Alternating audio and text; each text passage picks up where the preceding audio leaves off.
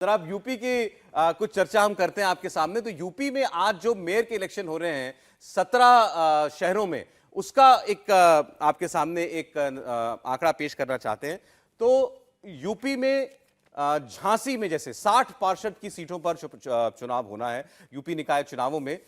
17 mayor तो चुने जाने हैं, इसके अलावा 1400 के करीब जो हैं वो पार्षद जो हैं उनका भी चुनाव होना है और माना जा रहा है कि बीजेपी को अधिकांश जगहों पर बेहतर करना चाहिए। रुचि जी हाँ, बिल्कुल। अगर आप देखेंगे निकाय चुनाव का इतिहास देखेंगे तो जब बीजेपी की सरकार भी उत्तर प्रदेश में नहीं रहती थी तब भी बीजेपी निकाय चुनाव, खासतौर से मेयर का चुनाव जीतती आई है। तो अब तो बीजेपी की सरकार है उत्तर प्रदेश में 2017 से, और केंद्र में भी सरकार है। तो आप देखेंगे लखनऊ, जैसे देखिए लखनऊ राजधानी है, बहुत अहम सीट है, लेकिन 1995 से यहाँ पर बीजेपी का मेयर है। और क्योंकि लखनऊ अटल बिहारी वाजपेयी जो पूर्व प्रधानमंत्री थे उनका संसदीय क्षेत्र था, तो वो पूरा, अब प्रधानमंत्री होते हुए भी वो जो मेयर का चुनाव होता था, वाजपेयी जी आते थे लखनऊ में और सभाएं करते थे। वो कैंडिडेट भी तय करते थे कि कौन कैंडिडेट अच्छा होगा, क्योंकि 95 के पहले हम देखते थे कि कांग्रेस का कब्जा रहता था, लेकिन 95 में अटल बिहारी वाजपेयी आए। उन्होंने कहा कि लखनऊ को एक सर्जन की ज़रूरत है, एक अच्छे डॉक्टर की ज़रूरत है। तो वो डॉक्टर एस.सी. राय थे, जिनसे इलाज कांग्रेस के नेता भी कराते थे। तो वो सभा में जैसे वाजपेयी जी अच्छा बोलते थे, उन्होंने कहा कि देखिए बताइए, कांग्रेस वाले भी बताएं कि अच्छे डॉक्टर हैं कि नहीं। तो उन्होंने डॉक्टर एस.सी. राय को उतारा, वो मेयर रहे 2 बार। फिर दिनेश शर्मा आए, उनको भी 2 बार चांस मिला। फिर संयुक्ता भाटिया जो बीजेपी में मेयर बनी, महिला पहली बार मेयर बनी। और अब इस बार भी ये कहा जा रहा है कि लखनऊ में बीजेपी का पलड़ा भारी है। अब वाराणसी आप देखेंगे तो वाराणसी में भी, क्योंकि प्रधानमंत्री नरेंद्र मोदी का क्षेत्र है और प्रधानमंत्री मोदी जिस तरह से वाराणसी में काम कर रहे हैं, और नगर निगम के जो चुनाव होते हैं उनमें जो इश्यूज होते हैं, जैसे सड़क है, लाइट है, स्ट्रीट लाइट है, या नाली है, या बिल्डिंग्स अच्छी हो रही, तो वो सारी चीज़ें बनारस आप एक तरह से पूरा बदल रहा है। वो चाहे घाट हो, जो बिजली के तार थे वो सब अंडरग्राउंड हो गए हैं, लाइट्स बहुत अच्छी लग गई हैं, खूबसूरत हो गया। आप बनारस अगर आप जाएंगे सौरभ, आप गुदौलिया चौराहे से दशाश्वमेध घाट जाएंगे तो वो जो पूरा बाजार है वो पूरा बदल गया है। उसमें बहुत अच्छी लाइट्स लगाई हैं, एक तरह के पूरे दुकानें वहाँ पे बना दी गई। तो बनारस पूरा जो बदल रहा है, तो बनारस में किसी तरह की दिक्कत बीजेपी को होगी, ये मुश्किल है। तो अब बनारस में हो रहे बदलाव को भी अखिलेश यादव मानते हैं कि नहीं मानते?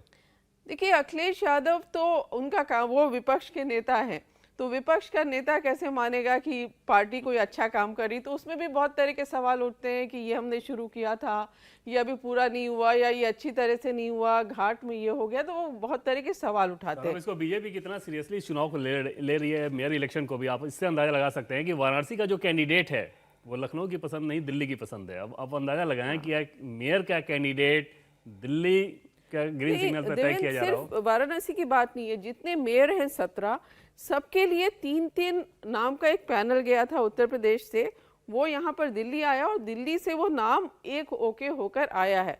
तो बीजेपी तो इसको पूरी तरह से इस तरह से लड़ रही है जैसे वो विधानसभा या लोकसभा का चुनाव लड़ती है। वो कहीं भी इसको हल्के में नहीं ले रही इन चुनाव को, और ये कमी हमें विपक्षी पार्टीज में दिख रही है। क्योंकि आप देखिए, आप योगी आदित्यनाथ की सभाएं देख लीजिए। अब जैसे गोरखपुर है, गोरखपुर तो योगी आदित्यनाथ का गढ़ है, वहाँ पर बीजेपी हारेगी इसकी कल्पना करना मुश्किल है। लेकिन योगी आदित्यनाथ ने वहाँ भी 4 सभाएं की हैं। अयोध्या, जो पिछली बार पहली बार उसको नगर निगम बनाया गया था, 2017 में पहला चुनाव हुआ था जिसमें बीजेपी जीती थी, ये दूसरा चुनाव है, वहाँ मंदिर बन रहा है, बाकी भी अयोध्या में काम हो रहे हैं, टूरिस्ट बढ़ गए हैं।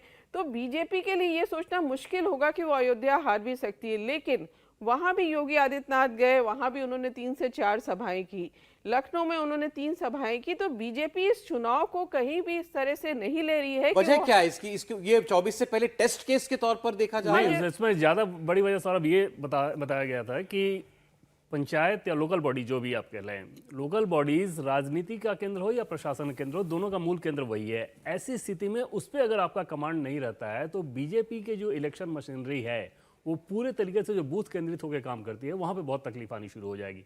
इस लिहाज से इतनी ज़्यादा ताकत झोंकी गई। दूसरी चीज़ कि अगर लोकल बॉडीज़ में वहाँ पे हार होती है तो वो नैरेटिव बहुत खराब जाता, खासतौर पे 2024 के हिसाब से, जैसा कि आप कह रहे हैं, वो बीजेपी अफोर्ड नहीं कर सकती। वैसे हम देखते हैं कि बीजेपी हर चीज को बिल्कुल अपनी पूरी ताकत लगा देती है, वो कहीं भी कोई कमी नहीं छोड़ती। वो चाहे लोकल बॉडीज के इलेक्शन हो, चाहे बाई इलेक्शन हो, जो बिल्कुल तय हो कि वो जीत जाएंगे, उसमें भी वो Effort में कहीं कमी भी नहीं छोड़ते। कोई गुंजाइश नहीं छोड़ते हैं, पूरी ताकत अपनी वहां लगाते हैं। तो ये आप देख रहे थे कि उत्तर प्रदेश के मेयर इलेक्शन में, लोकल बॉडी इलेक्शन में भी बीजेपी अपनी तरफ से अपनी पूरी कोशिश जो है वो इस बार दिखा रही है। और आपके सामने ग्राफिक्स जो है वो कुछ इस तरीके से आएंगे आज। वाराणसी के बारे में जैसे अभी जिक्र कर रही थी रुचि जी कि वाराणसी में जो पसंद है वो दिल्ली की पसंद है, जो उम्मीदवार हैं, और केवल वाराणसी नहीं, बाकी जगहों पर भी एक पैनल बन करके गया था उम्मीदवारों का, वो फिर उस शॉर्ट लिस्टिंग होकर के उसकी बाद में दिल्ली से फिर आई है, ऐसी जानकारी है। और आप देखिए वक्त, देखिए अब 43 मिनट का वक्त केवल बाकी है, और जब 8 बजेंगे और 8 बजने के बाद बड़ी तेजी के साथ रुझान आना शुरू हो जाएंगे। विशाल प्रताप सिंह हमारे सहयोगी, वो भी हमारे साथ बने हुए हैं। विशाल, क्या उम्मीदें विपक्ष को हैं इन चुनावों से? ये तो हमने भी बीजेपी की बात की।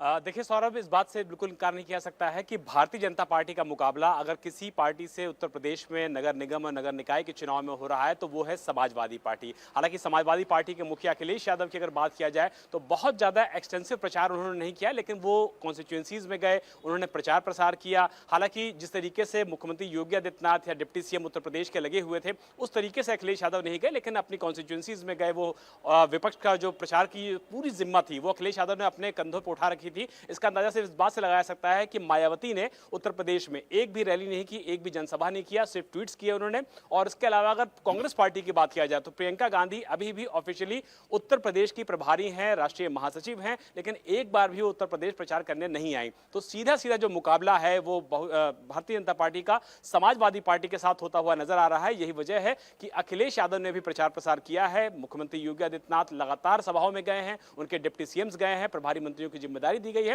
तो सीधा मुकाबला अगर ये कहा जाए कि बीजेपी वर्सेस समाजवादी पार्टी होने जा रहा है तो शायद इसमें अतिशयोक्ति नहीं होगी, लेकिन बहुजन समाज पार्टी और कांग्रेस को इस चुनाव में जो भी मिलता है वो उनके लिए एक बोनस की तरीके का होगा। लेकिन चुनाव फिलहाल भारतीय जनता पार्टी और समाजवादी पार्टी के बीच सिमटा हुआ नजर आ रहा है। जी, 17 में से अभी फिलहाल बीजेपी कितनों पर है और समाजवादी पार्टी या विपक्ष कितनों पर? देखिए, पिछली बार जो चुनाव हुए थे, निकाय चुनाव, तब 16 मेयर थे और उन 16 मेयर में से 14 बीजेपी जीत गई थी, 2 बीएसपी जीती थी, वो अलीगढ़ और मेरठ की सीट थी जो बीएसपी जीती थी।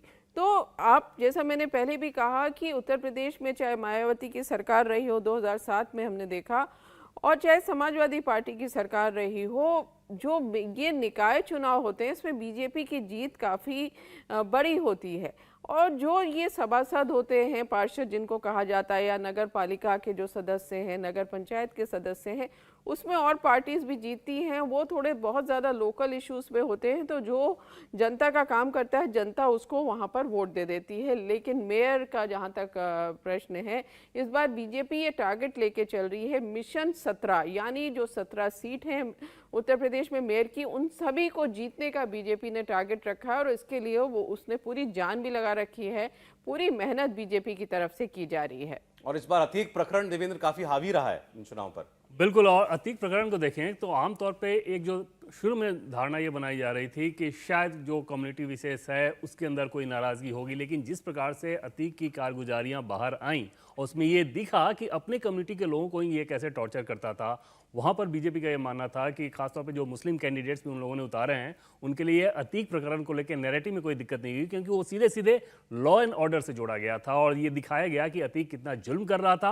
और वैसे जुल्म करने वाले व्यक्ति के साथ अगर कुछ गलत हुआ है तो उसमें सरकार के ऊपर या प्रशासन के ऊपर कोई बहुत निगेटिव चीज आ जाए, ऐसा उनका मानना नहीं था। नहीं, अभी जैसा रुचि जिक्र कर रही थी कि इस बार तो एक नया प्रयोग बीजेपी ने किया कि 400 के करीब बीजेपी बिल्कुल ने उम्मीदवार उतारे। और आपने देखा होगा कि प्रधानमंत्री नरेंद्र मोदी ने जब कार्यकारिणी में, राष्ट्रीय कार्यकारिणी की बैठक में पहले हैदराबाद, उसके बाद दिल्ली में जो पसमानदा मुसलमानों से आउटरीच की बात कही थी, उसका सबसे ज्यादा और बड़ा असर प्रयोग के तौर पे उत्तर प्रदेश की जो यूनिट है वो दिखा रही है कि कैसे अलग अलग लोग, उस मुस्लिम जो धर्मगुरु हैं उन तक आउटरीच किया गया, कैसे बेनिफिशियरीज के लिए फौज तैयार की गई, मोदी मित्र कैसे तैयार किए गए हैं जो उस कम्युनिटी में जाके आउटरीच करेंगे। तो ये बीजेपी का पूरा एक प्लान दिख रहा है कि मुसलमानों में भी, खास तौर पे मुस्लिम पसमानदा तक आपको अपनी बात पहुंचानी है। और उनकी ये कोशिश है कि सबसे पहले कम से कम वो जिस तरह से दूर हैं वो दूरी खत्म की जाए, वो एक रिएक्शन खत्म किया जाए कि बीजेपी को लेकर जो नाराजगी होती है कि बीजेपी को हराने के लिए वोट करना है, पहला स्टेज बीजेपी की रणनीति ये दिख रही है कि उस स्टेज को खत्म किया जाए, उसके बाद करीब लाया जाए। जी हाँ, देखिए जो बीजेपी का नारा है सबका साथ, सबका विकास, सबका विश्वास,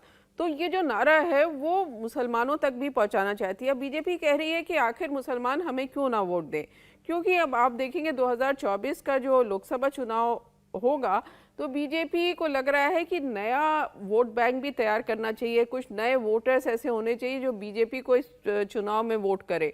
तो वो वोटर कैसे होंगे, क्योंकि आप देखिए ओबीसी जो गैर यादव ओबीसी था उसको बड़ी तादाद में बीजेपी ने समाजवादी पार्टी से तोड़ दिया।